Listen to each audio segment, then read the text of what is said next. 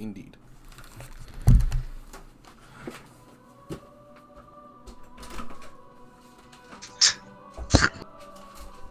Just imagining this place being described, it's like, oh yeah, the pediment above the frieze line is only made of bronze, not silver.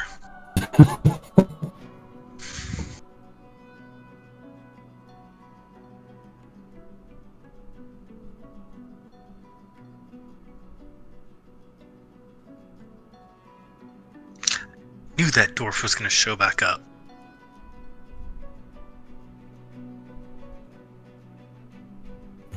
Oh, this isn't the dwarf. Oh, it's not? Nah, this is the human dude. That was just my buddy, Earl. Oh yeah, you're right, it was Earl.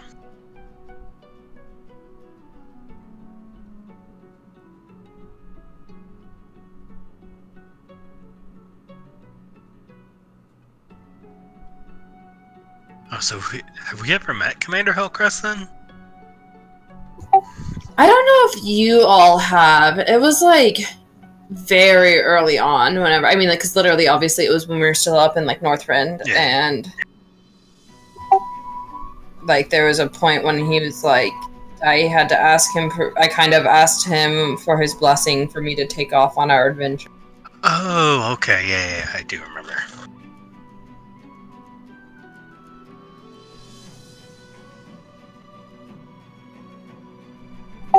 I'm excited about his character turn because he was a very like one-dimensional character whenever I first technically conceived him. You know, I'm noticing a trend, and it's that a lot more void activity. I'm back.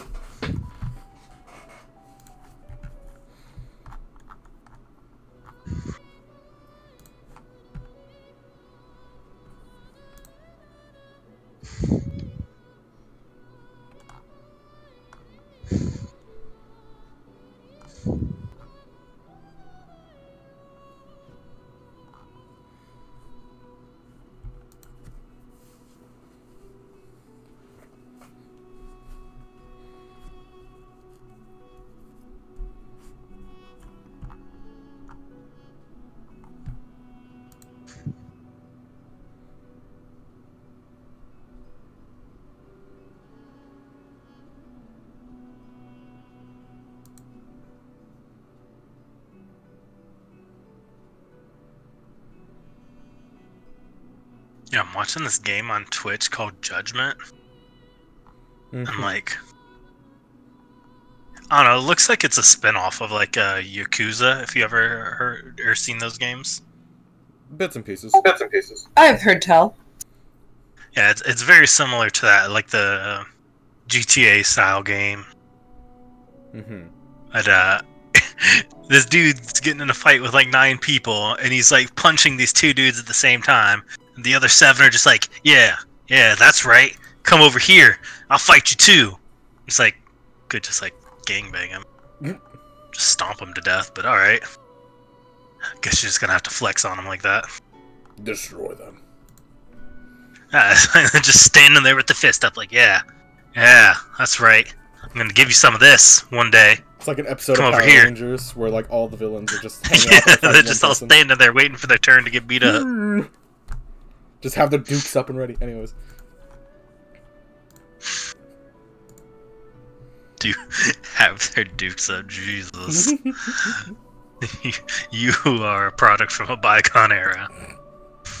I'm younger than you, which is the best part.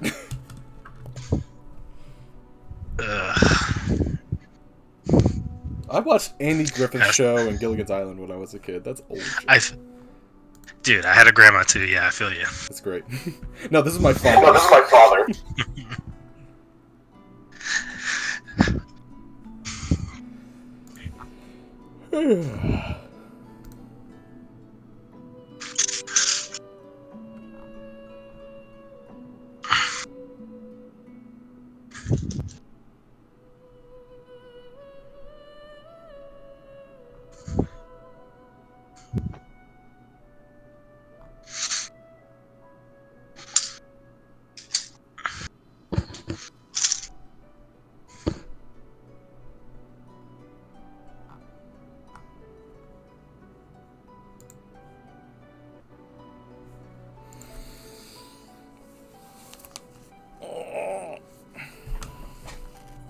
It has been 5 minutes.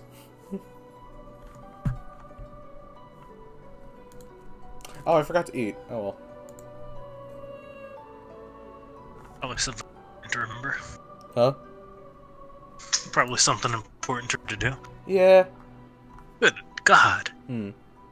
Alright, the dude was on the ground, and he freaking field goal kicks him in the head so hard he spins around like a breakdancer, and it only takes like 1/10 of his HP. No, that fool dead. That fool dead 3 times over. Yeah, dog, you ain't making it up to that one. EMTs show up dead on arrival.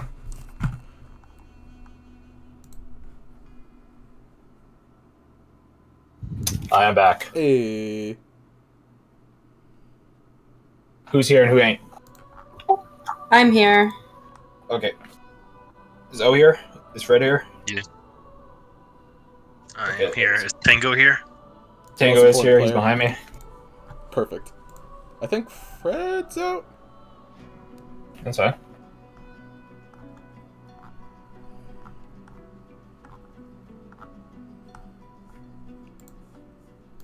Tango just lounges when I do D&D. Like, he always just finds a perch somewhere and just chills there. Good cat. Best cat. Yeah. Unlike my cat, who tries to eat all my cords and is.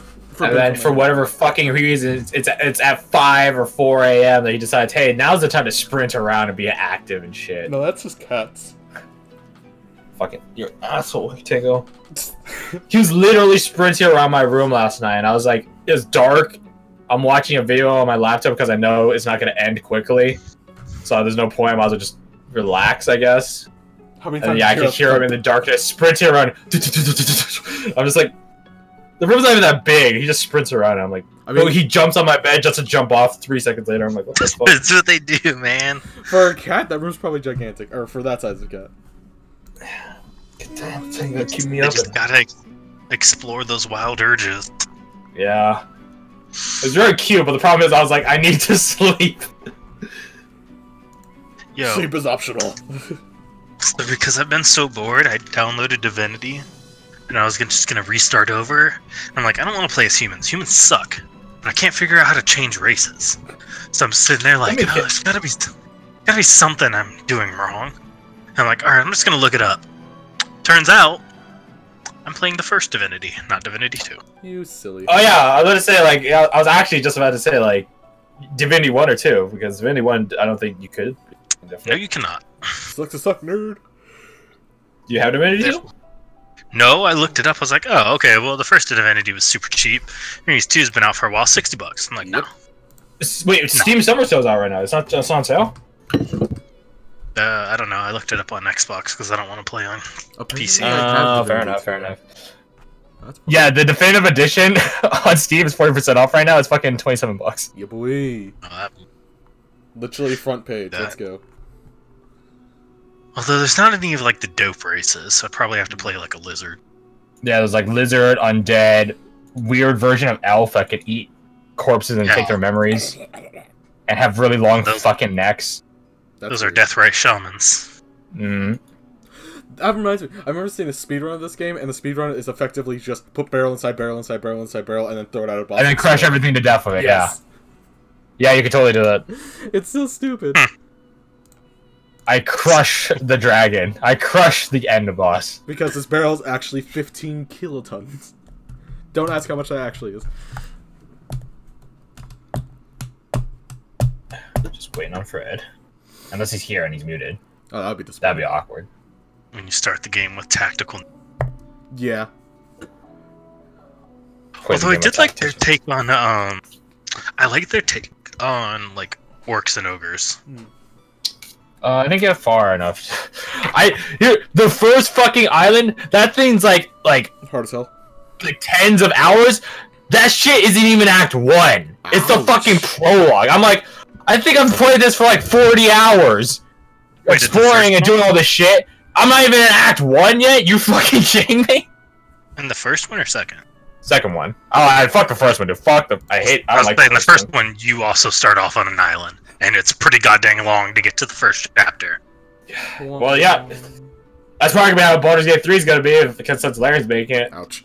Yeah, I can dig I it. killed the beholder. Okay, welcome to chapter 1. What?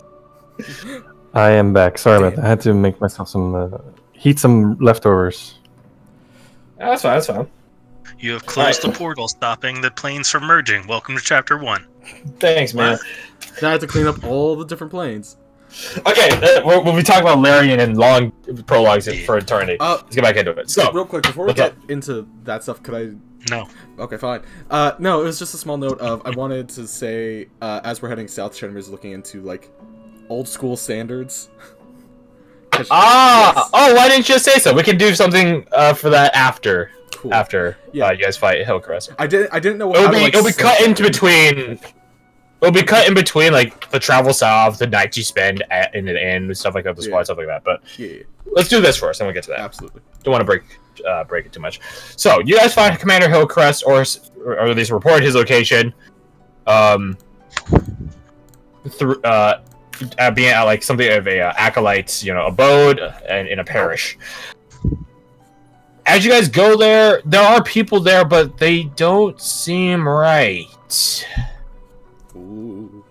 They seem a bit touched in the head, and I don't mean that in a prophetic, cool way. I mean touched in the head as in, like, bless your heart style sort of deal, It's their brain too hard. Yeah. They're not, like, meant to each other or anything, but, like, it's just simply, like, they're just not there fully. Open-minded to the point where your brain falls out? Something like that. Would you say that they seem like they might be under the influence of some magic? A certain I would definitely say that's definitely a good way of putting it, yeah. Oh, I thought you were implying they were on the spectrum. No.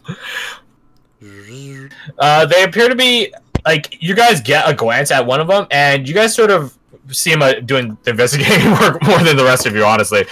But you guys come to the realization that each of them is, something that Simako become in Sevelis, something called a demonos. In the case of Sima, it would have been multiple demons and stuff like that, but in the case of these guys, just one each. So basically, don't pop the cork. Unless you guys want to have problems, both in a civil sense of actually murdering people, because that's what would happen, and a combat sense of you're sort of walking into a place filled with these people, and you don't want to set them off just yet. Yeah, it's a bit of a chain reaction situation. Feel a slight quiver from Void Shear.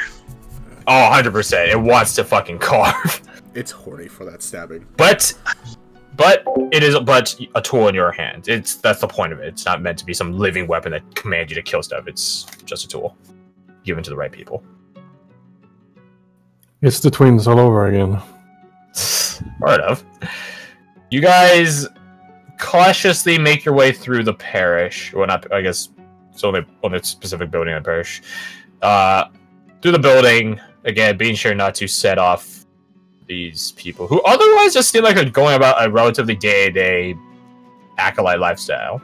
Do some scribe work, do some prayer work, do some yard work, do some cooking work, stuff like that. Pretty mundane, if anything. But as you guys get deeper and deeper into the building, into the inner halls of it, you actually do know that the place just is losing color. Like, it just becomes monochrome. Gone is the radiant sunshine of outside, and inside just goes to dark, gray, black and whites palette. You guys keep your color, so go you.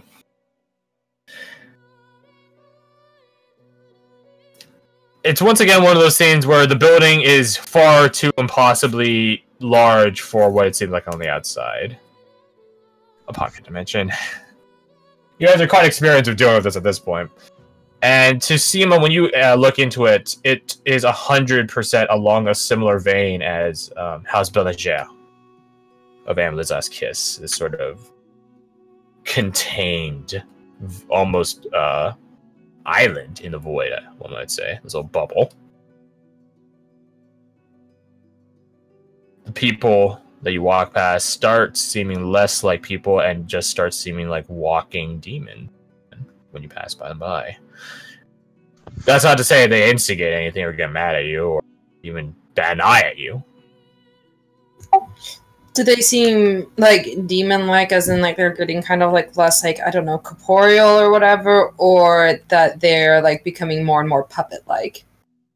They are becoming more like incorporeal and stuff like that. They actually start shedding the sort of, you know, flesh that they don when you were initially viewing them from the outside. Become more tall. Proportions become more lanky, lean. Their face sort of begins going away and turning into something else. These little, like, walking, you know, demon skeletons, I guess. Except they're not skeletons, I guess. Demon lean figures. But again, nothing really. They don't bat an eye at you guys. They don't even notice you. Oh, no. And you guys, Marathon run. marathon runner, yeah. But yeah, other than that, nothing. You guys just keep going past them, being sure not to bump into them.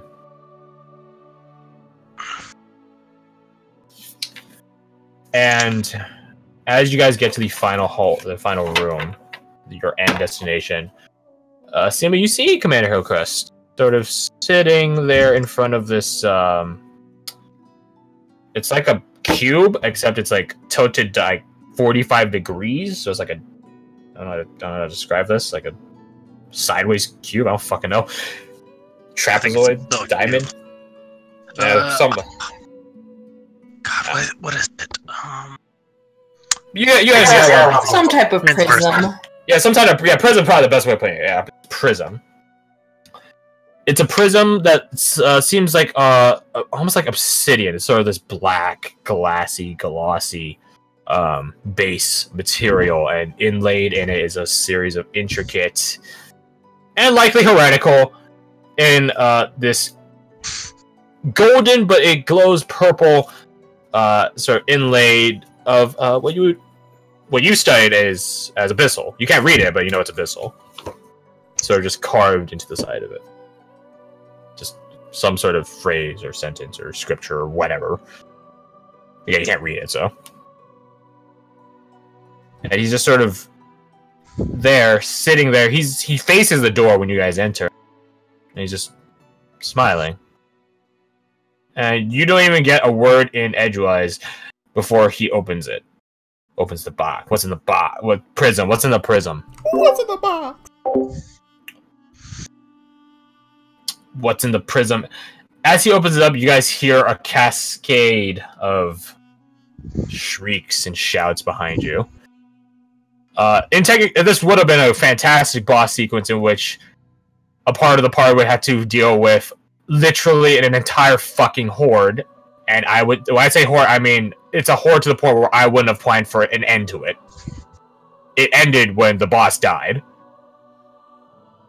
So, in place of that, in fitting narrative manner, Marshall shall butcher the entire lot of them avoid shear, while the rest of you get to deal with Hillcrest.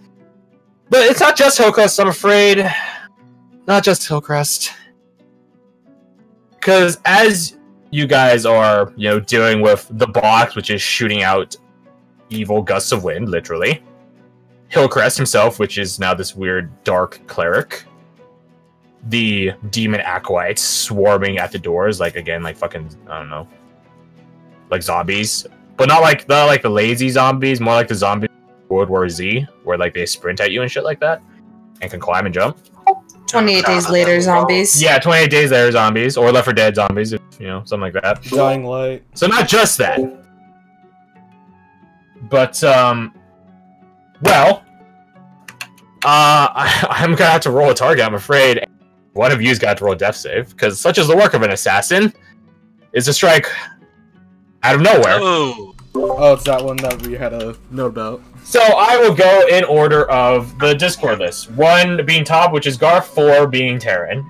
And in before 1. Yeah, boy! I nailed it! Oh wait, I nailed it! Garth, roll me a death saving throw. This is that boy, I believe. Do I have any sort of advantage shit, because of... that boy. No, I wouldn't, because it's literally, like, out of nowhere. I have no purpose. Never mind. I was gonna say... No, because, like, to out of game, the narrative of this is he snuck into the room when the box opened. Uh-huh. Like, all that crazy shit going on. Yeah. And he was just waiting the whole fucking time. So, Chetamir, I don't know. Again, it's a near-death experience, which could be detailed as you actually died and got revivified back, or something prevented you from dying. Your guys' death saves, I will simply ask you, what prevented you from... What brought you back from death, or what prevented you from dying? You all have answers for something, I'm sure. So, Chetamir, how did it happen? Keep in mind, you have your fellow party members, you have your NPCs. The squad is not with you, the squad goes off and does squad shit, unless I say otherwise. You have Nevi, you have Owen, you have Tala. I'm going to do, because remember the picture I posted, like, forever and a half ago, where it showed, like, the little packages she would have given out of, like, this is a vial of poison, this is a vial of healing, and would have given it to everyone? Well, the core party, at least. I'm gonna say what does that is someone using one of those, like, last second on Chetamir. On you? Yeah. Like... Fair enough, I don't know who specifically, but someone, like, manages to break through and just... You have a rapport of everyone. Yeah. Let's just say Aldrich. Because he probably has the most capability of mobile. Seema's probably a little focused. Marshall's a little focused. And... Marshall is totally focused. No, Marshall is 100% focused. He's literally killing off, like... Precisely. By probably every 5 rounds, like, a dozen, approaching to a dozen and a half things with, like, just cleaving through it at the door. Luckily for you, their corpses don't stack up because Void Cheer makes them disintegrate back into the void. So, you're actually, literally... unluckily, that could have been a wall. Depends on the situation. It's pretty cool, though. Anyways. That would have stopped them from coming to me. That is a good point. Exactly. But yeah, I want it to be a core party member, and I feel like Seema would probably be focused on her goal, Marshall's focused on his goal, Aldrich... Fair enough. Yeah. Also, Seema would have saved you, like, in a more cleric-y way. Exactly. This is true. The tools we have. There's a card from Gwent from Witcher 3, which is about a peasant soldier. But I think it's quite fitting for what you see for Marshall, albeit the last part of it, maybe not so much. But the guy goes, there's a time to reap, a time to sow, and a time to die. Well, as you watch Marshall kill through entire droves of this behind you guys, while you fight literal evil fucking cleric that opened the equivalent of Pandora's box in front of you, and out of nowhere, dual blade, turning invisible, teleporting around void assassin, you see him killing things as if he was holding a scythe and they were the unfortunate wheat. But again, you guys have all this shit to worry about. So Chetamir, as the I have him detailed as the spectral void stalker. Ooh. As the stalker strikes from literally nowhere, teleporting from the darkness of the ceiling to behind you, combining his 2 void energy astral blades into one massive thing you don't want impaled into you, he impales it into you. Oh, my legs. Not my legs. And while you feel your soul get pulled into the void and your last get called into existence, Aldrich, while this creature sort of watching you writhe, again, you feel your soul leaving your body, Aldrich blasts him with an Eldritch Blast, using the warlock capability of pushing him away, and rushes over to you and delivers unto you a healing potion. I think at this point you probably would have had syringes or something. Oh no, she already has them. Yeah, then there you go. Yeah. Thus, saving your life, my friend. Using the same stab wound, stab you in the spine. Direct. Yeah, that thing leaves a gaping injury. I'm talking like it goes from 2 like basically short swords combined together. These are just made of pure energy, yeah. Great axe. And into basically something the equivalent of a lance. A lance? Good God. Yeah, I think what was it? Back when I was playing this, it was called the bifurcated strike. Oh, that's cool. Bifurcate means having 2, and then combining them into 1. Yeah, that was my ace in the hole way down. Fuck you, here's an assassin to kill you. With a lance. Yeah, it was gonna hurt like a motherfucker, and it definitely hurts like a motherfucker. But you're alive, and your soul does not get pulled into the void or elsewhere. Go you. Eventually, you guys put down Hillcrest, him being a mage and technically the weaker of targets. And then you put down the assassin, the stalker. But in semi-chilling, haunting manner, the way the stalker goes away is reminiscent of how you guys killed the Shadow Man's clones way back in the Twins. Which is to say, you killed that form. You don't think that's his only form. Or his only vessel, at least. And then right, Tango, climbing up the fucking back of my chair, little shit. Be on your toes. You still around. But you guys, at defeating Hillcrest and closing the prism, the monsters lose their momentum and sort of stop rushing, go back into their docile state. And then Hillcrest is sort of, well... Do you guys bother trying to take him alive, or would you guys have just tried to kill him? I think that Seema first is gonna try to see if I can, like, somehow break the, I'm assuming, curse on him. There's no curse on him, I'm afraid. Oh no! Then yeah, nah, she... So, dramatically, I would say then the dramatic sequence is that, you know, Seema's, like, assuming that he is somehow cursed and trying to, like, see if I can break that, and then when I realize that it's not a curse, gonna go ham. One of his last statements to you is, dumb girl. It doesn't take a curse to make someone full. That's one of the last things he says to you before you end him. You do find his journal in the aftermath of things, a journal that he's had for a long time. One that can only be read. You'd use this, detect magic, identify the assorted, tricks of the trade that cover details about magical writings. It can only be read if you have his blood. So either you are him, or you cover your eyes with his blood. Or you cover your eyes with his blood, rather. I don't know if you do so, but I imagine someone does so. And we'll whoever grab does some vials of blood, and maybe Connor can make some eye drops. Maybe. Regardless, when whoever reads it, it does detail, like, the sort of truth behind Hillcrest. You and him have never been particularly close, which I guess makes the final blow a bit less daunting to you. You knew your mother. But then again, a lot of people did. But Hillcrest he's quite simply motivated, man. He just simply wanted power. Serving the gods was one method. Serving a different sort of gods for more power is a different method. That's all.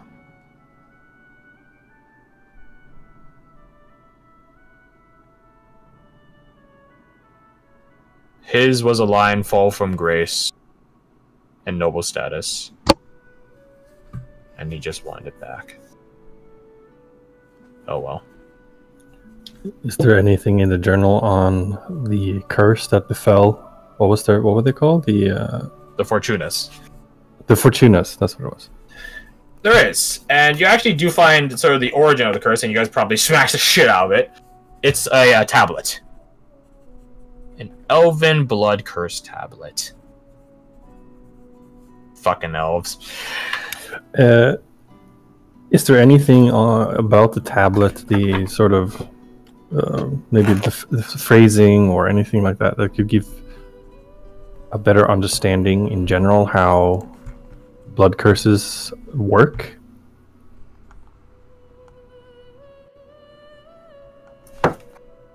No, Tango, no. Tango, no. Tango. Okay, Tango is I think I almost peed on my desk. So give me a second. I'm gonna throw him at the litter box. Tango down.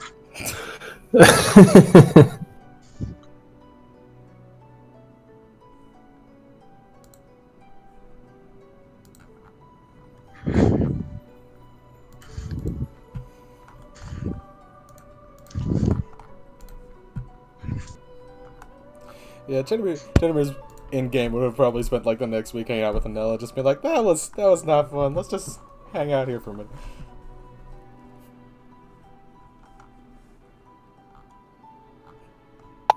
Also, Just like, let's have a few quiet nights in. Hey, Chedamere. Hey, Garth. Mm. You want to hear a really bad pun? I absolutely do. Chedmere would not. You're going on a vacation. I think she would punch you in the face. Aside from I the wish fact that I you rolled the literally death saved her life. save. Yeah. The fact that you literally saved her life Alright, is mission the only reason accomplished. she You doesn't didn't pee assault under you. my desk. Hi, Mission how's it accomplished. going? Nice. 10 out of 10. I knew he was doing it because he went underneath my desk and I just woken up from chilling, so I was like, he's gotta go do his business. Fucking caught you. Well, shit. Okay, back to this though. The details of the Elven Blood Curse tablet.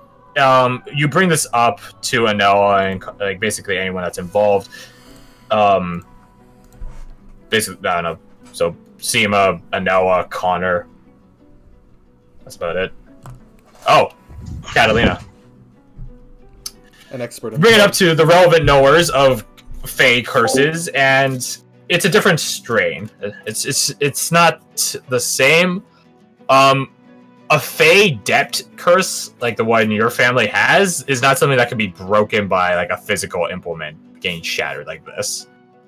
Theirs is more like a like that lock that always happens when you guys make a deal with an elder being. Theirs is something like that follows along those lines. The Elven Blood Curse tablet is just an outlet of magic. It's a very just specific enchantment. Oh, okay. Yeah, it's not necessarily something that follows the line. It just happened by the details of the circumstance of the tablet to attack the Fortuna's line. That being said, Plague and Ebola. basically, weirdly enough, weird.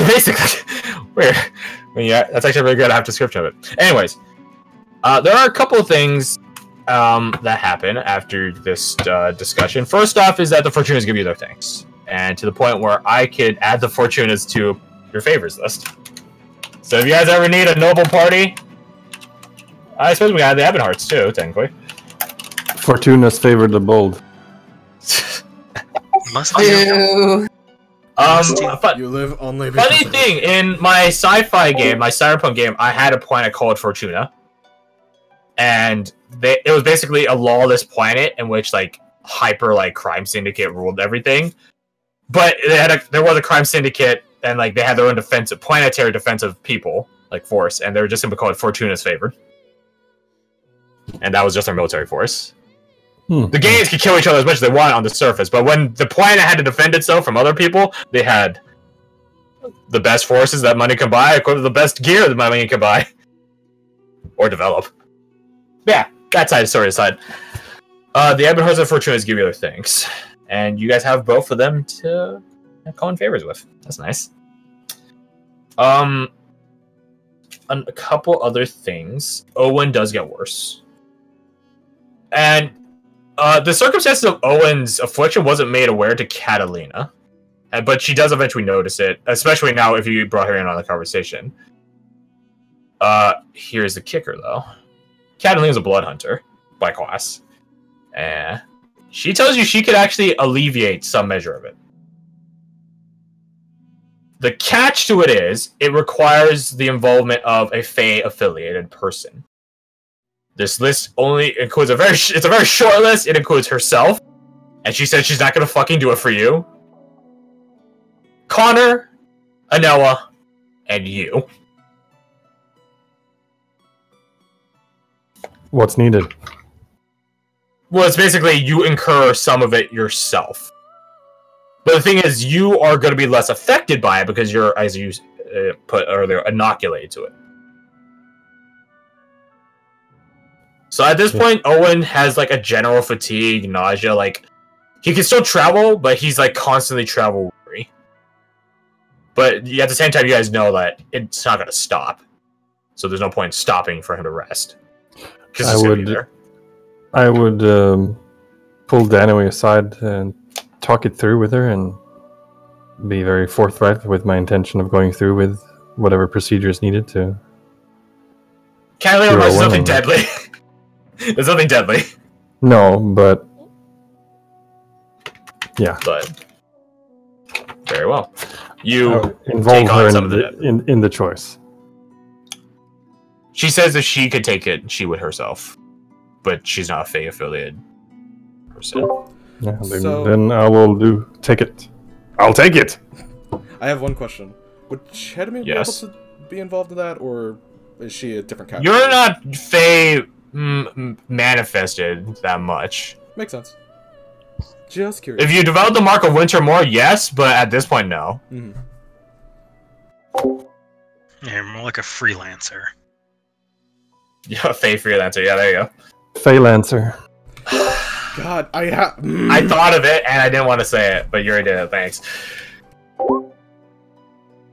It requires a decent amount of your blood, but a drop of Owen's. But you shoulder on some of the burdens. It becomes a bit difficult to talk at certain times of the day. Nothing consistent by any means. But Owens doesn't feel as much fatigue. He's much more travel capable. But Catalina does note that this is just like... How to best put it? It's like a river flowing into a dam. All you did was like get a bit of the river and trickle it off into a secondary dam. But it's still going to the first one, and that first one will eventually burst. Still, even with this. So all it does is slow it down, take a chunk of its progress away, but it's still going to keep going. All the more reason for you guys to go fast, I suppose. So, you guys depart from the Ebb and Hold. And a couple things need to get detailed. First of which, we'll talk to you, Chedamir, about following up on Old World Standards. Secondly is that you guys are surprised by the people this is happening between. Catalina and Nevi become friends. That's... Yeah. You don't particularly know if to be worried, especially, or what. But yeah, when you guys are traveling, the two of them are often seen with each other. Mostly because Callia can't really stand the presence of most of you. Well, yeah. It's hard not being friends with Nevi, but yeah. Yeah. So that's something to note. My question is, does she know about Nevi's interaction with her parents? But how do you ask that without directly asking that? The problem is, if she doesn't know, telling her can make this shit a lot worse. Indeed. Eavesdrop. Eavesclap.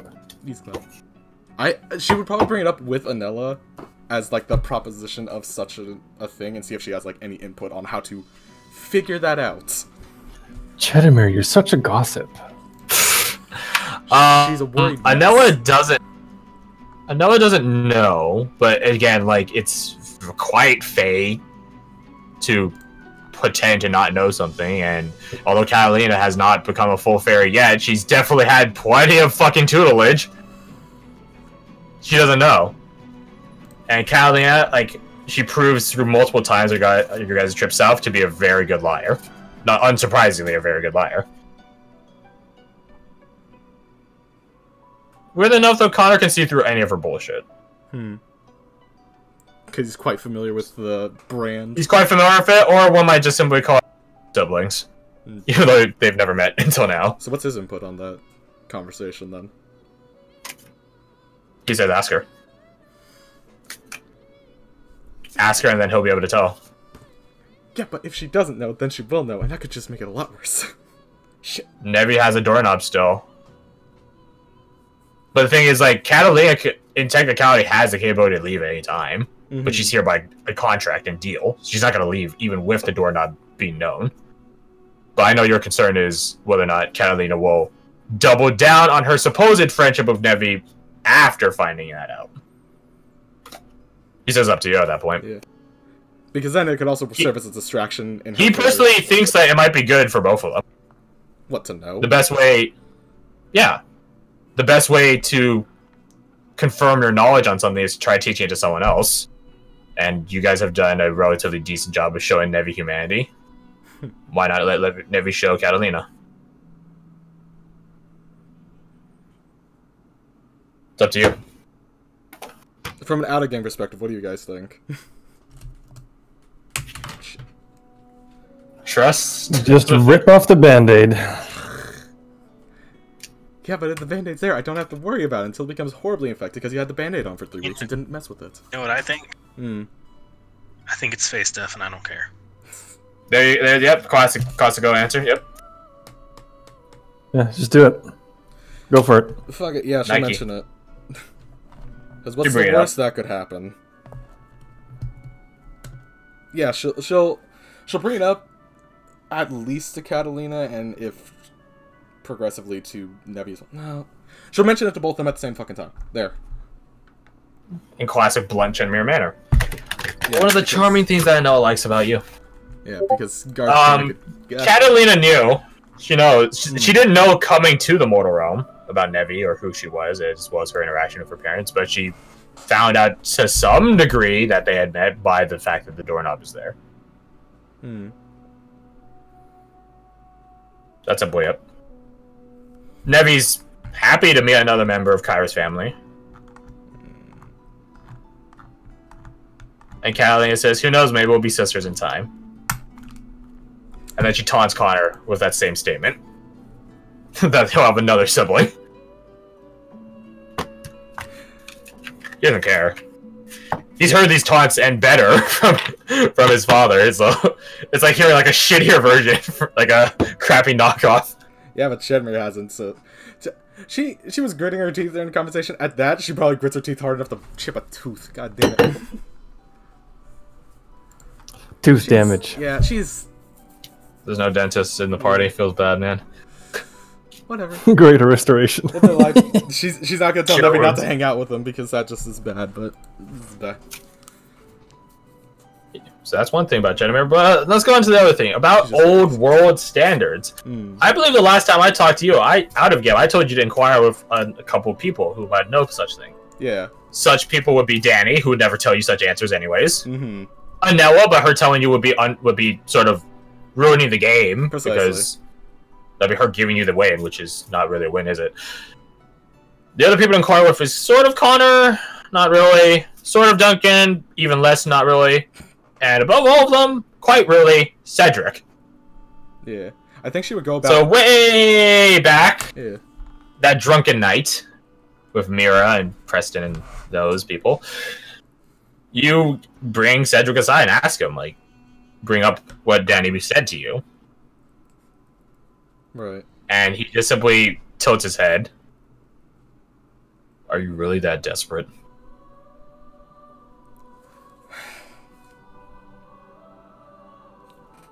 It's not a case of desperation. I just want Anella to be happy. And this is... He rolls his the best eyes. avenue I can find. Fine, yes. There you go. Fuck excuses. Don't waste my time. Yeah. Don't waste my time beating around the bush.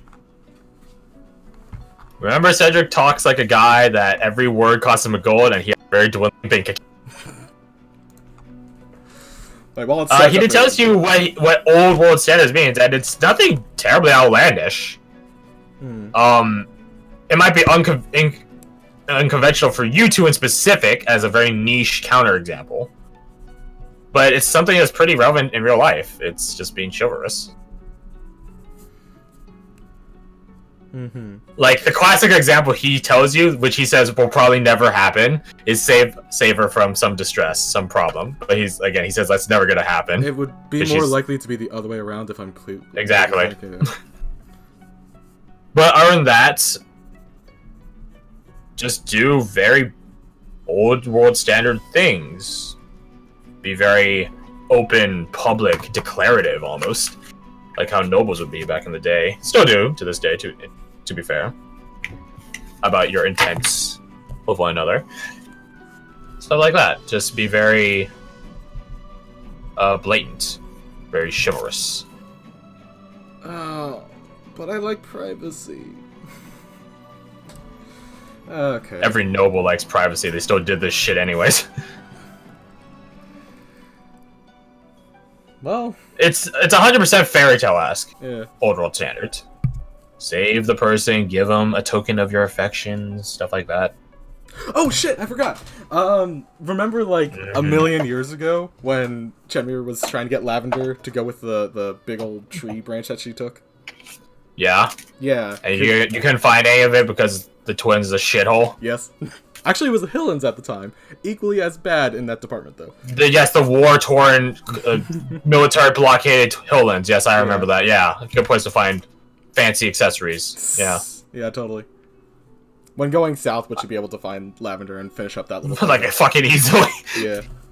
Literally, as soon as you cross south, you could probably find it. Yeah. And also...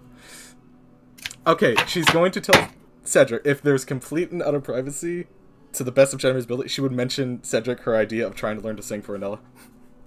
And see if he has any idea of anyone that could help with that. Valeska? His wife? She can sing. That's not at all surprising. Of course she fucking can. Yeah, he literally just, like, gives you, like, the blankest of stares of, are you kidding me?